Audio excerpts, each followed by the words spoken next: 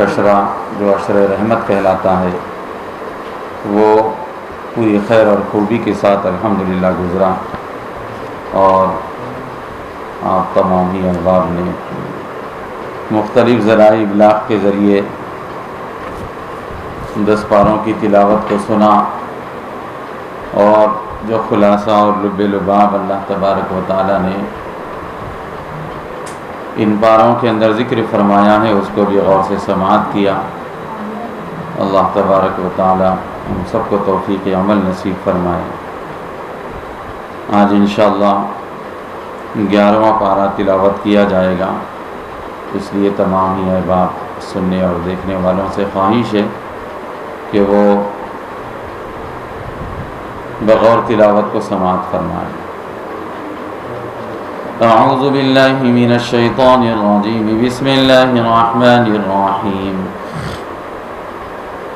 يعتذرون إليكم إذا رجعتم إليهم قل لا تعتذروا لن نؤمن لكم قد نبأنا الله من أخباركم وسيرى الله عملكم ورسوله ثم تردون إلى عالم الغيب والشهادة فينبئكم بما كنتم تعملون سيحلفون بالله لكم إذا انقلبتم إليهم لتعرضوا عنهم فأعرضوا عنهم إنهم رجس ومأواهم جهنم جزاء بما كانوا يكسبون يحلفون لكم لترضوا عنهم فإن ترضوا عنهم فإن الله لا يرضى عن القوم الفاسقين الأعراب أشد كفرا ونفاقا وأجدر أن لا يعلموا حدود ما أنزل الله على رسوله والله عليم حكيم ومن الأعراب من يتخذ ما ينفق مغرما ويتربص بكم الدبائر عليهم دائرة السوء والله سميع عليم ومن الأعراب من يؤمن بالله واليوم الآخر ويتخذ ما ينفق قربات عند الله وصلوات الرسول ألا إنها قربة لهم سيدخلهم الله في رحمته إن الله غفور رحيم والسابقون الأولون من المهاجرين والأنصار والذين اتبعوهم بإحسان رضي الله عنهم ورضوا عنه وأعد لهم جنات تجري من تحتها الأنهار خالدين فيها أبدا ذلك الفوز العظيم وممن حولكم من الأعراب منافقون ومن أهل المدينة مرضوا على النفاق لا تعلمهم نحن نعلمهم سنعذبهم مرتين ثم يردون إلى عذاب عظيم وآخرون اعترفوا بذنوبهم خلطوا عملا صالحا وآخر سيئا عسى الله أن يتوب عليهم إن الله غفور رحيم خذ من أموالهم صدقة تطهرهم وتزكيهم بها وصل عليهم إن صلاتك سكن لهم والله سميع عليم ألم يعلموا أن الله هو يقبل التوبة عن عباده ويأخذ الصدقات وأن الله هو التواب الرحيم وقل اعملوا فسيرى الله عملكم ورسوله والمؤمنون وستردون إلى عالم الغيب والشهادة فينبئكم بما كنتم تعملون وآخرون مرجون لأمر الله إما يعذبهم وإما يتوب عليهم والله عليم حكيم والذين اتخذوا مسجدا ضرارا وكفرا وتفريقا بين المؤمنين وإرصادا لمن حارب الله ورسوله من قبل ولا يحلفن إن أردنا إلا الحسنى والله يشهد إنهم لكاذبون لا تقم فيه أبدا لمسجد أسس على التقوى من أول يوم حق أن تقوم فيه رجال يحبون أن يتطهروا والله يحب المطهرين أفمن أسس بنيانه على تقوى من الله ورضوان خير أم من أسس بنيانه على شفا جرف هار فانهار به في نار جهنم والله لا يهدي القوم الظالمين لا يزال بنيانهم الذي بنوا ريبة في قلوبهم إلا أن تقطع قلوبهم والله عليم حكيم إن الله اشترى من المؤمنين أنفسهم وأموالهم بأن لهم الجنة يقاتلون في سبيل الله فيقتلون ويقتلون وعدا عليه حقا في التوراة والإنجيل والقرآن ومن أوفى بعهده من الله فاستبشروا ببيعكم الذي بايعتم به وذلك هو الفوز العظيم التائبون العابدون الحامدون السائحون الراكعون الساجدون الآمرون بالمعروف والناهون عن المنكر والحافظون لحدود الله وبشر المؤمنين ما كان للنبي والذين آمنوا أن يستغفروا للمشركين ولو كانوا أولي قربى من بعد ما تبين لهم أنهم أصحاب الجحيم وما كان استغفار إبراهيم لأبيه إلا عن موعدة وعدها إياه فلما تبين له أنه عدو لله تبرأ منه إن إبراهيم لأواه حليم وما كان الله ليضل قوما بعد إذ هداهم حتى يبين لهم ما يتقون إن الله بكل شيء عليم إن الله له ملك السماوات والأرض وما لكم من دون الله وما كان لكم من دون الله إن إبراهيم لأواه حليم وما كان الله ليضل قوما بعد إذ هداهم حتى يبين لهم ما يتقون إن الله بكل شيء عليم إن الله له ملك السماوات والأرض يحيي ويميت وما لكم من دون الله من ولي ولا نصير لقد تاب الله على النبي والمهاجرين والأنصار الذين اتبعوه في ساعة العسرة من بعد ما كاد يزيغ قلوب فريق منهم ثم تاب عليهم إنه بهم رؤوف رحيم وعلى الثلاثة الذين خلفوا حتى إذا ضاقت عليهم الأرض بما رحبت وضاقت عليهم أنفسهم وظنوا أن لا ملجأ من الله إلا إليه ثم تاب عليهم ليتوبوا إن الله هو التواب الرحيم يا أيها الذين آمنوا اتقوا الله وكونوا مع الصادقين ما كان لأهل المدينة ومن حولهم من الأعراب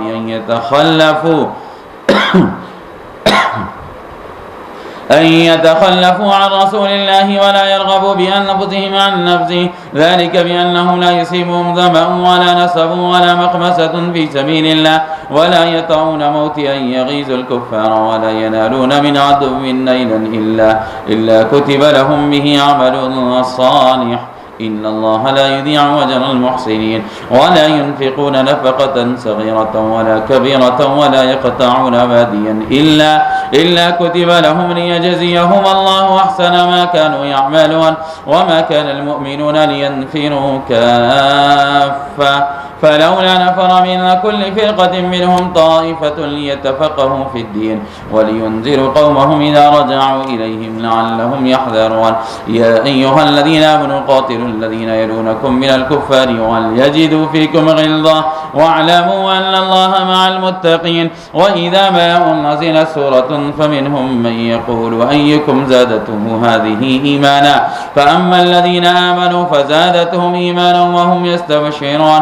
وأما الذين في قلوبهم مرض فزادتهم رجسا إلى رجسهم وماتوا وهم كافرون أولا يرون أنهم يفتنون في كل عام مرة أو مرتين ثم لا يتوبون ولا هم يذكرون وإذا ما أنزل سورة نذر بعضهم إلى بعض هل يراكم من أحد ثم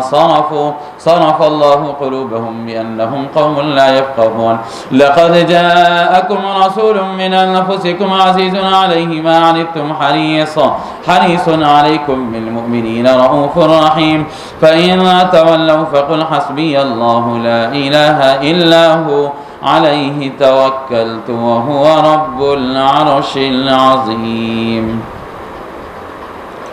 بسم الله الرحمن الرحيم ألف لام را تلك آيات الكتاب الحكيم أكان للناس عجبا أن أوحينا إلى رجل منهم من أنذر الناس وبشر الذين آمنوا أن لهم قدم صدق عند ربهم. قال الكافرون إن هذا لساحر مبين. إن ربكم الله الذي خلق السماوات والأرض في 6 أيام ثم استوى على العرش يدبر الأمر ما من شفيع إلا من بعد إذنه ذلكم الله ربكم فاعبدوه أفلا تذكرون. إليه مرجعكم جميعا وعد الله حقا إنه يبدأ الخلق ثم يعيده ليجزي الذين آمنوا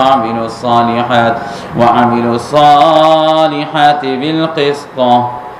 والذين كفروا لهم شراب من حميم وعذاب أليم بما كانوا يكفرون. هو الذي جعل الشمس ضياء والقمر نورا وقدره منازل لتعلموا عدد السنين والحساب ما خلق الله ذلك إلا بالحق يفصل الآيات لقوم يعلمون. إن في اختلاف الليل والنهار وما خلق الله في السماوات والأرض لآيات لقوم يتقون. إن الذين لا يرجون لقاء ورضوا بالحياة الدنيا واطمأنوا بها والذين هم عن آياتنا غافلون أولئك مأواهم النار بما كانوا يكسبون. إن الذين آمنوا وعملوا الصالحات يهديهم ربهم بإيمانهم تجري من تحتهم الأنهار في جنات النعيم دعواهم فيها سبحانك اللهم وتحيتهم فيها سلام وآخر دعواهم أن الحمد لله رب العالمين.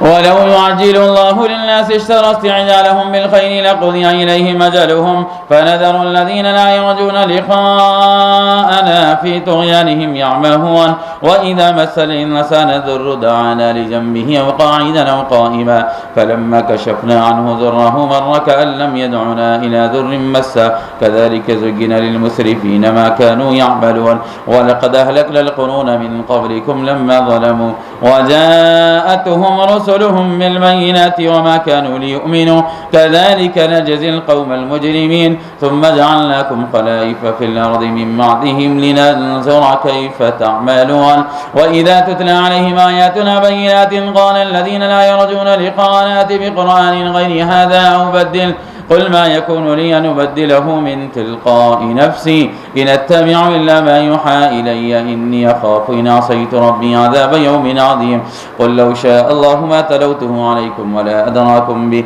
فقد لبثت فيكم عمرا من قبله أفلا تعقلون. فمن أظلم ممن افترى على الله كذبا أو كذب بآياته إنه لا يفلح المجرمون. ويعبدون من دون الله ما لا يضرهم ولا ينفعهم ويقولون هؤلاء شفعاؤنا عند الله قل أتنبئون الله بما لا يعلم في السماوات ولا في الأرض سبحانه وتعالى عما يشركون. وما كان الناس إلا أمة واحدة فاختلفوا ولولا كلمة سبقت من ربك لقضي بينهم فيما فيه يختلفون. ويقولون لولا أنزل عليه آية من ربه فقل إنما الغيب لله فانتظروا إني معكم من المنتظرين. وإذا ذقنا الناس رحمة من بعد ضراء مستهم إذا لهم مكر في آياتنا قل الله أسرع مكرا إن رسلنا يكتبون ما تمكرون. هو الذي يسيركم في الأرض في البر والبحر حتى إذا كنتم في الفلك وجرين بهم بريح طيبة وفرحوا بها جاءتها ريح عاصف وجاءهم الموج من كل مكان وظنوا أنه محيط بهم دعوا الله مخلصين له الدين لئن نجيتنا من هذه لنكونن من الشاكرين. فلما أن نجاهم إذا هم يبغون في الأرض بغير الحق يا أيها الناس إنما بغيكم على أنفسكم متاع الحياة الدنيا ثم إلينا مرجعكم فننبئكم بما كنتم تعملون. إنما مثل الحياة الدنيا كماء أنزلناه من السماء فاختلط به نبات الأرض مما يأكل الناس والأنعام حتى إذا أخذت الأرض زخرفها وزينت وظن أهلها أنهم قادرون عليها أتاها أمرنا ليلا أو نهارا فجعلناها حصيدا كأن لم تغن بالأمس كذلك نفصل الآيات لقوم يتفكرون. والله يدعو إلى دار السلام ويهدي من يشاء إلى صراط مستقيم للذين أحسنوا الحسنى وزيادة ولا يرهق وجوههم قتر ولا ذلة أولئك أصحاب الجنة هم فيها خالدون والذين كسبوا السيئات جزاء سيئة بمثلها وترهقهم ذلة ما لهم من الله من عاصم كأنما أغشيت وجوههم قطعا من الليل مظلمة أولئك أصحاب النار هم فيها خالدون ويوم نحشرهم جميعا ثم نقول للذين أشركوا مكانكم أنتم وشركاؤكم فزيّلنا بينهم قال شركاؤهم ما كنتم إيانا تعبدون فكفى بالله شهيدا بيننا وبينكم إن كنا عن عبادتكم لغافلين هنالك تبلو كل نفس ما أسلفت وردوا إلى الله مولاهم الحق وضل عنهم ما كانوا يفترون قل من يرزقكم من السماء والأرض أمن يملك السمع والأبصار ومن يخرج الحي من الميت ويخرج الميت من الحي ومن يدبر الأمر فسيقولون الله فقل أفلا تتقون فذلكم الله ربكم الحق فماذا بعد الحق إلا الضلال فأنى تصرفون كذلك حقت كلمة ربك على الذين فسقوا أنهم لا يؤمنون قل هل من شركائكم من يبدأ الخلق ثم يعيده قل الله يبدأ الخلق ثم يعيده فأنى تؤفكون قل هل من شركائكم من يهدي إلى الحق قل الله يهدي للحق أفمن يهدي إلى الحق أحق أن يتبع أمن لا يهدي إلا أن يهدى فما لكم كيف تحكمون وما يتبع أكثرهم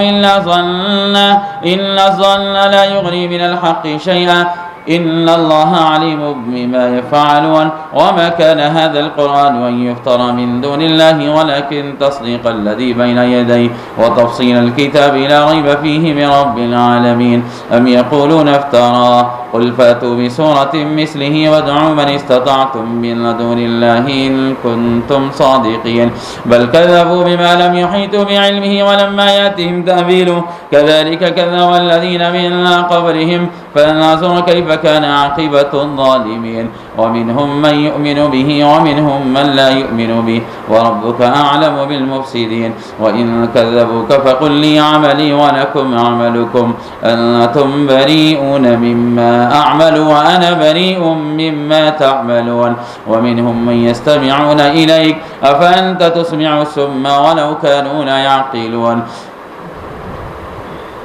ومنهم من ينظر إليك فأنت تهدي العمي ولو كانوا لا يبصرون إن الله لا يظلم الناس شيئا ولكن الناس أنفسهم يظلمون ويوم يحشرهم كأن لم يلبثوا إلا ساعة من النهار يتعارفون بينهم قد خسر الذين كذبوا بلقاء الله وما كانوا مهتدين وإما نرينك بعض الذي نعدهم أو نتوفينك فإلينا مرجعهم ثم الله شهيد على ما يفعلون ولكل أمة رسول فإذا جاء رسولهم قضي بينهم بالقسط وهم لا يظلمون ويقولون متى هذا الوعد إن كنتم صادقين قل لا أملك لنفسي ضرا ولا نفعا إلا ما شاء الله لكل أمة أجل إذا جاء أجلهم لا يستأخرون ساعة ولا يستقدمون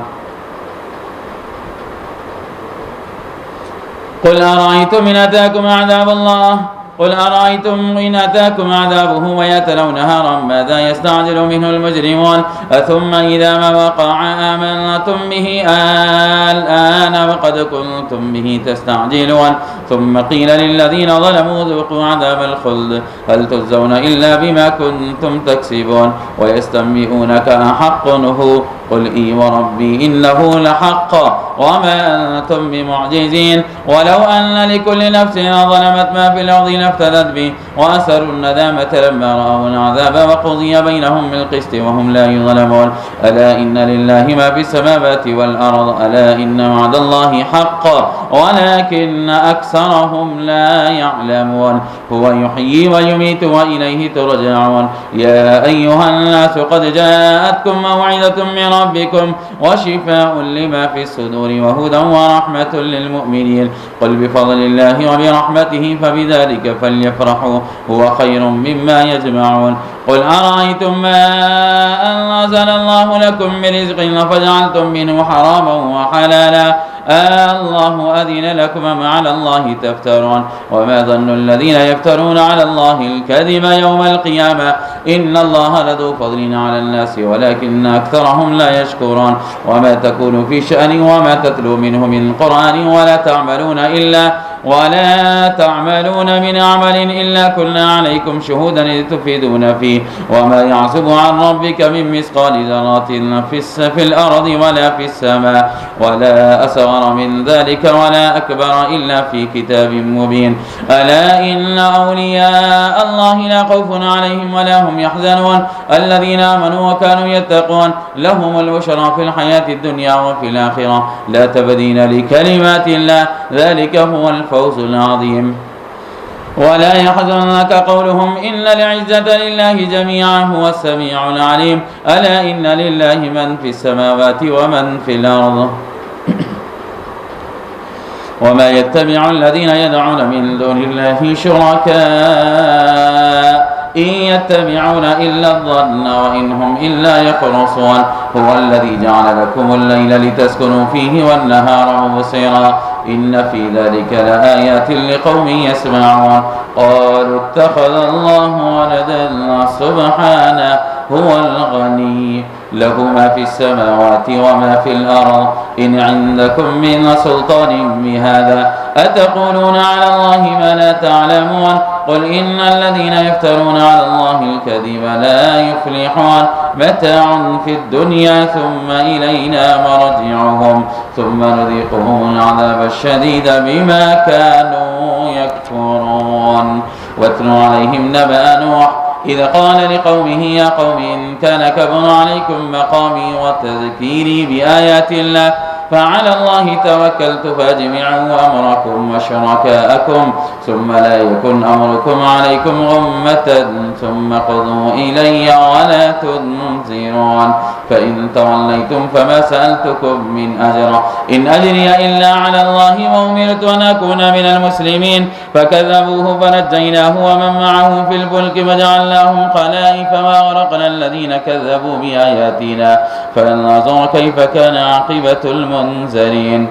ثم بعثنا من بعده رسلا إلى قومهم فجاءوهم بالبينات فما كانوا ليؤمنوا بما كذبوا به من قبل كذلك نتبع على قلوب المعتدين ثم بعثنا من بعدهم موسى وهارون إلى فرعون وملئه بآياتنا فاستكبروا وكانوا قوما مجرمين فلما جاءهم الحق من عندنا قالوا إن هذا لسحر مبين قال موسى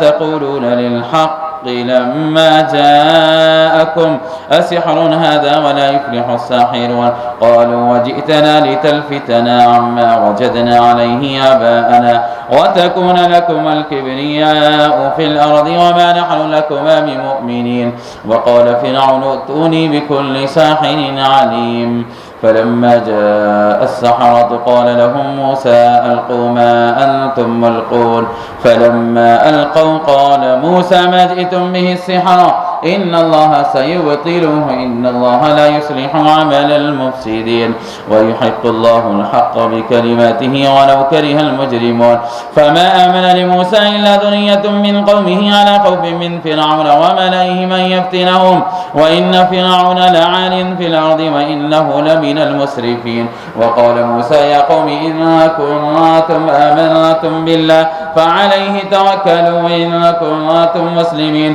فقالوا على الله توكلنا ربنا لا تجعلنا فتنة للقوم الظالمين ونجنا برحمتك من القوم الكافرين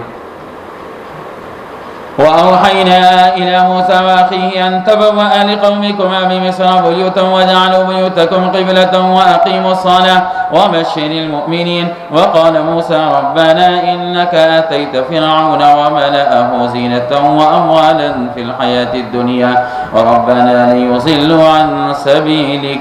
ربنا اطمس على أموالهم واشدد على قلوبهم فلا يؤمنوا حتى يروا العذاب الأليم. قال قد أجيبت دعوتكما فاستقيما ولا تتبعان سبيل الذين لا يعلمون. وجاوزنا ببني إسرائيل البحر فأتبعهم فرعون وجنوده بغيا وعدوا حتى إذا أدركه الغرق قال آمنت أنه لا إله إلا الذي آمنت به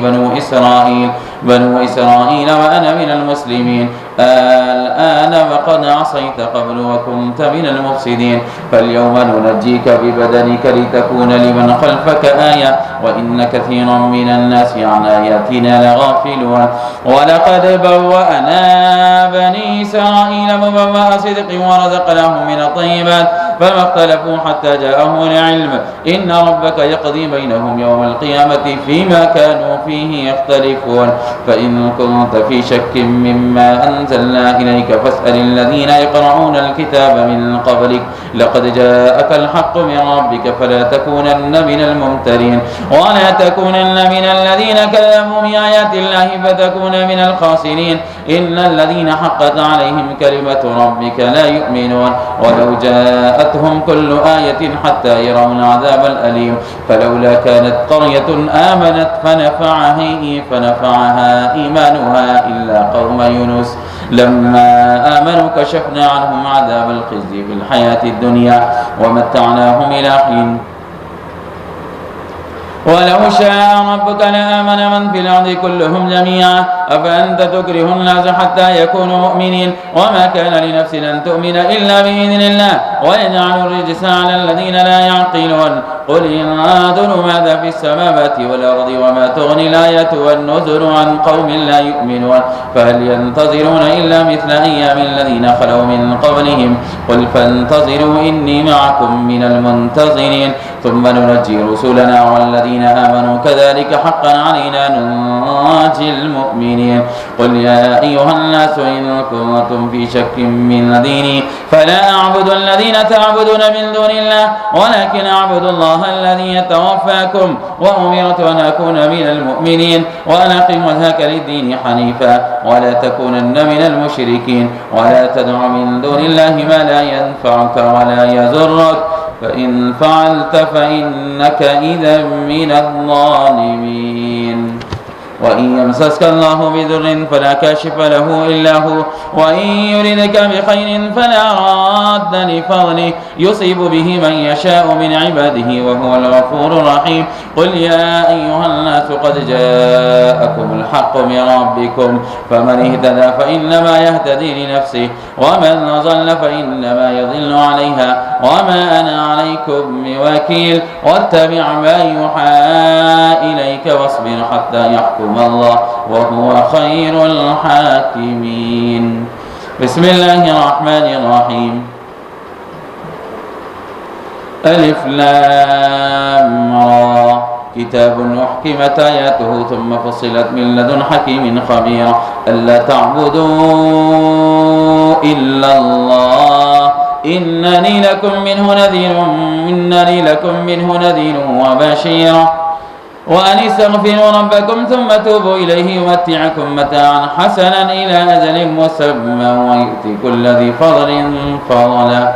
وإن تولوا فإني أخاف عليكم عذاب يوم كبير إلى الله مرجعكم وهو على كل شيء قدير. ألا إنهم يثنون صدورهم ليستخفوا منه ألا حين يستغشون ثيابهم يعلم ما يسرون وما يعلنون إنه عليم بذات الصدور. صدق الله العظيم. 11واں پارہ اس وقت مکمل طور پر تلاوت کیا گیا ہے. اس پارے کے اندر اللہ تبارک و تعالی نے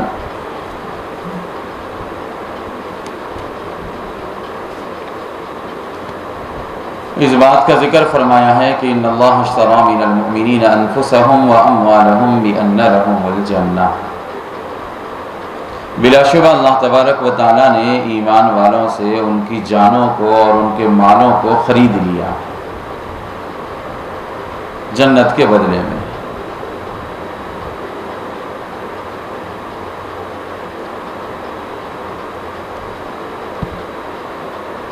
اب انسان کو اس آیت کے ذیل میں اس بات کو سوچنا اور غور کرنا چاہیے کہ یہ جو جان ہے اور ہمارا جو مال ہے یہ ہمارا نہیں بلکہ یہ باری تعالیٰ کی ملکیت ہے۔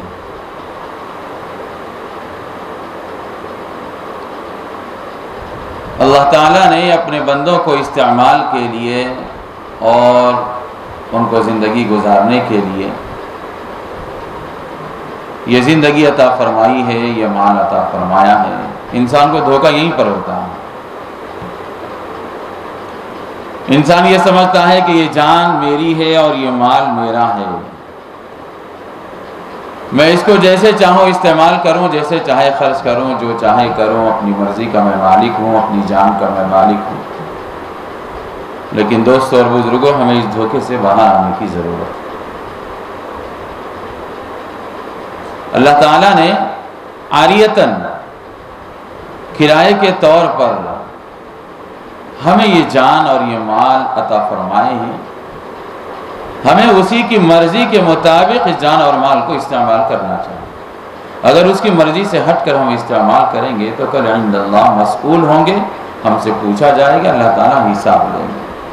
ایک معمولی سی چھوٹی سی مثال دے کر کے میں اس بات کو سمجھانے کی کوشش کروں کہ ایک انسان گاڑی کرائے پر لیتا ہے، مکان کرائے پر لیتا ہے، دکان کرائے پر لیتا ہے، تو اپنی مرضی کے مطابق اس کو استعمال نہیں کر سکتا ہے، بلکہ مالک جو گاڑی کا ہوتا ہے، گھر کا جو مالک ہوتا ہے، مکان اور دکان کا جو مالک ہوتا ہے، وہ کچھ کنڈیشنز لگا کر دیتا ہے، کچھ شرطیں لگاتا ہے کہ آپ اس کے اندر یہ نہیں کریں گے، وہ نہیں کریں گے، ایسا نہیں کریں گے، ویسے نہیں کریں گے، اتنے کلومیٹر آپ لے کر جائیں گے، اتنا ڈیزل ڈلوائیں گے، وغیرہ وغیرہ، اتنا کرایہ لگے گا، اتنا پیسہ لگے گا۔ یہ ساری کی ساری چیزیں شرطیں لگا کر کے کوئی بھی انسان اپنی چیز کو دوسروں کے حوالے کرتا ہے۔ بالکل اسی طرح ہماری یہ جان، ہمارا یہ مال، یہ بھی اللہ رب العزت والجلال کا دیا ہوا ایک عطیہ ہے، اسی کی جانب سے ہمیں یہ دولت ملی ہے، تو ہمیں بھی اپنی مرضی کے مطابق اس مال کو اور جان کو لگانا کی اجازت نہیں دی جائے گی۔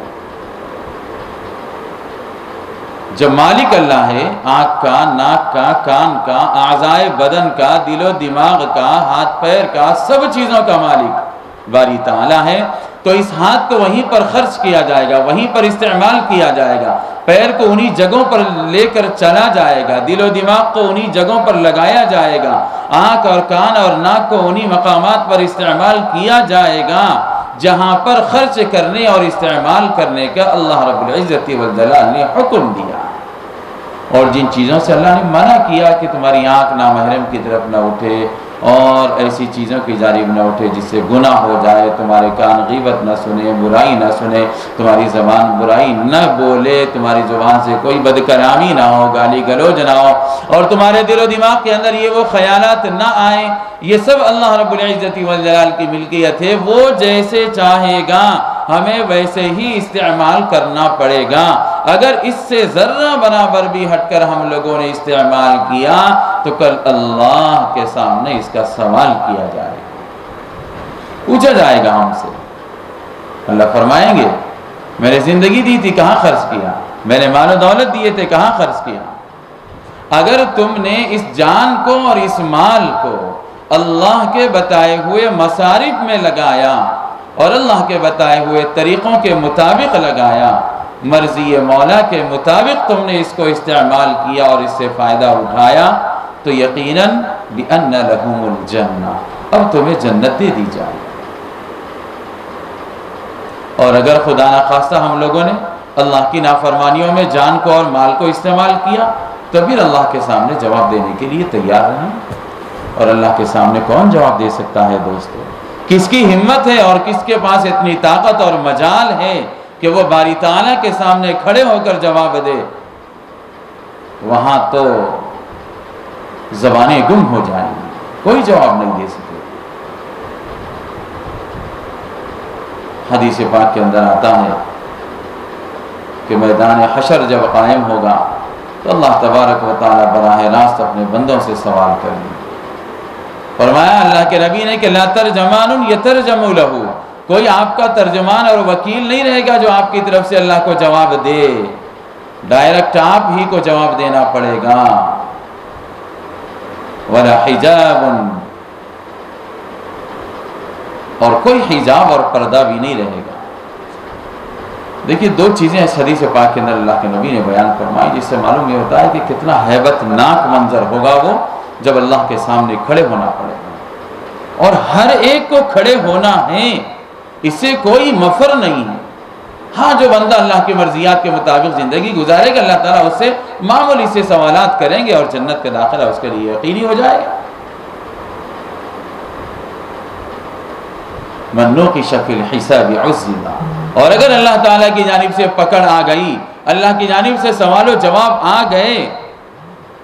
تو سمجھو کہ پھر ہم عذاب کے مستحق بن جائیں گے۔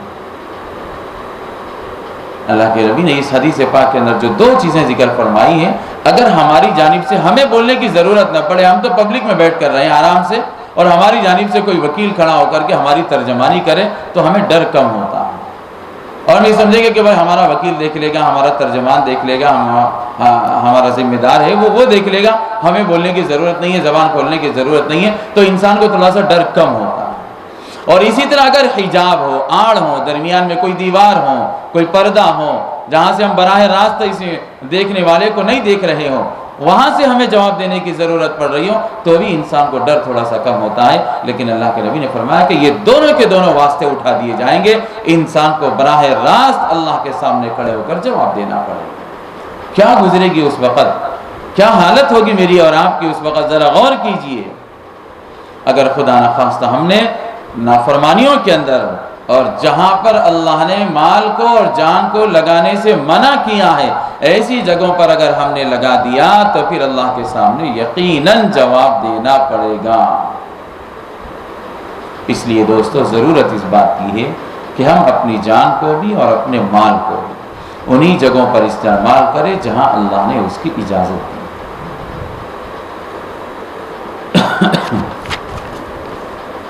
قرآن مجید کی 11ویں پارے کی اسی طرح ایک آیت ہے جس کے اندر اللہ تبارک و تعالیٰ نے واضح طور پر دو ٹوک انداز میں یہ اعلان فرما دیا، قُلْ لَا أَمْلِكُ لِنَفْسِي ضَرًّا وَلَا نَفْعًا إِلَّا مَا شَاءَ اللَّهُ لِكُلِّ أُمَّةٍ أَجَلٌ۔ آج کے موجودہ وبائی امراض کے پھیلنے اور کرونا وائرس کے شیوع کے زمانے میں یہ قرآن مجید ہمیں اس بات کا سبق دے رہی ہے کہ لِكُلِّ أُمَّةٍ أَجَلٌ، ایک ایک فرد کی موت کا وقت متعین ہے۔ لِكُلِّ أُمَّةٍ أَجَلٌ، اور کیسا ہے وہ وقت؟ اذا جاء اجلهم، جب وہ وقت موعود آ جاتا ہے، لا يستأخرون ساعة، لمحہ واحد کے لیے مؤخر نہیں ہوتا ہے، ولا يستقدمون، اور چشم زدن کے لیے ایک لمحے آگے بھی نہیں ہوتا۔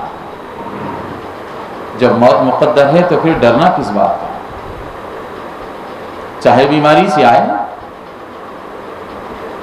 چاہے بستر مرگ پر آئے، چاہے ہاسپٹل میں آئے، چاہے روڈ پر سڑکوں پر آئے، کہیں پر گیا،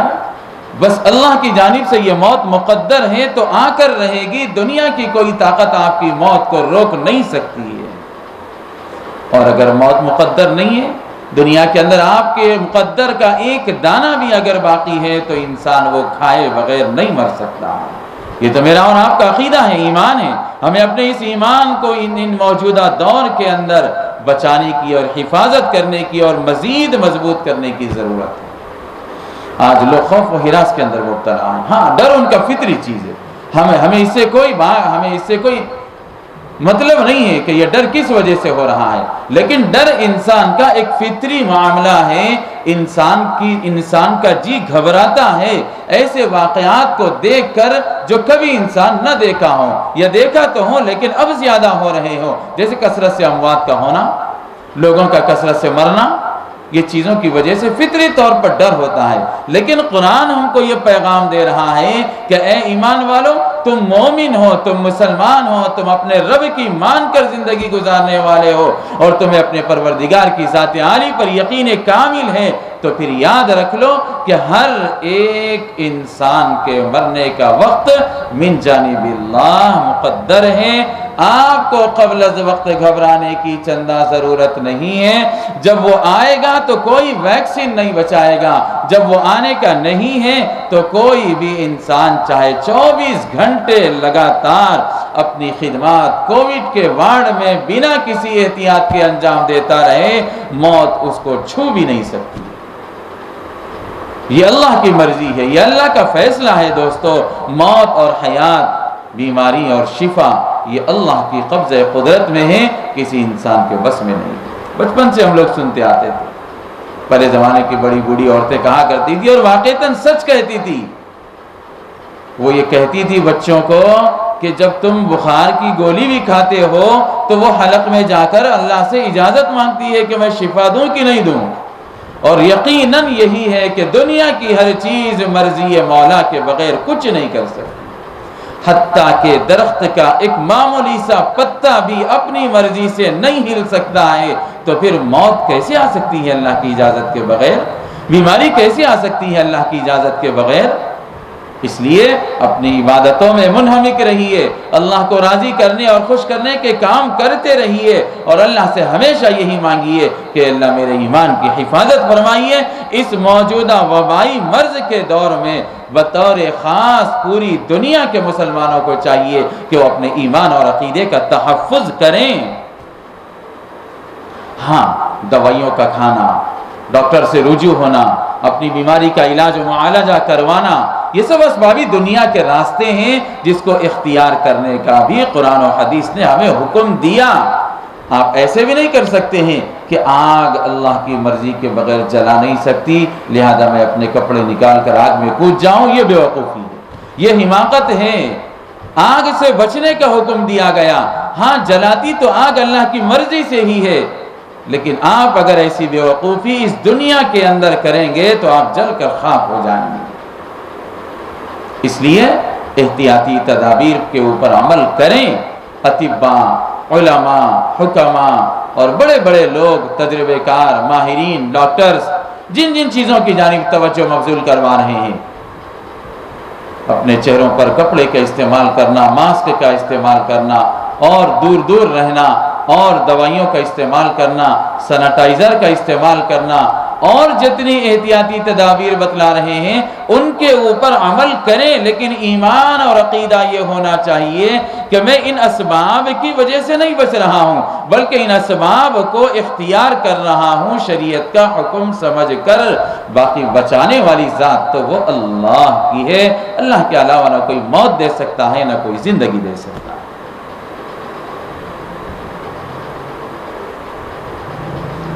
اس لیے آج کے اس دور میں ہمیں بہت زیادہ ضروری ہے اپنے ایمان کی اور عقیدوں کی حفاظت کرنا۔ اسی کے ساتھ ساتھ اللہ تبارک و تعالیٰ نے دنیاوی زندگی کی حقیقت کو بھی بتلایا کہ بس کیا ہے یہ دنیا کی زندگی، محض ایک ہوا کا جھونکا ہے، بس یہ ایک غبارہ ہے جو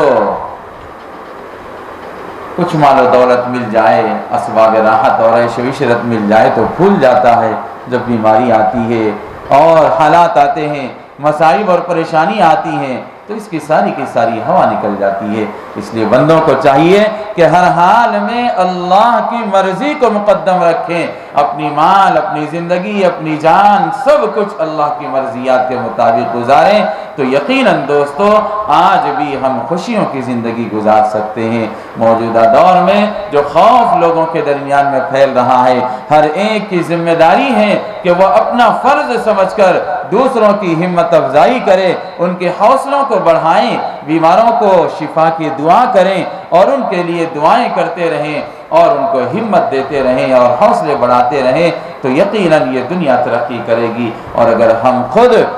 خوف کے اندر مبتلا رہ کر اوروں کو بھی ڈرانے کی کوشش کریں گے تو ڈر ڈر کر کے روز انسان مرتے رہیں گے، اور اس سے تو اچھا ہے کہ ایک دن میں مر جائے۔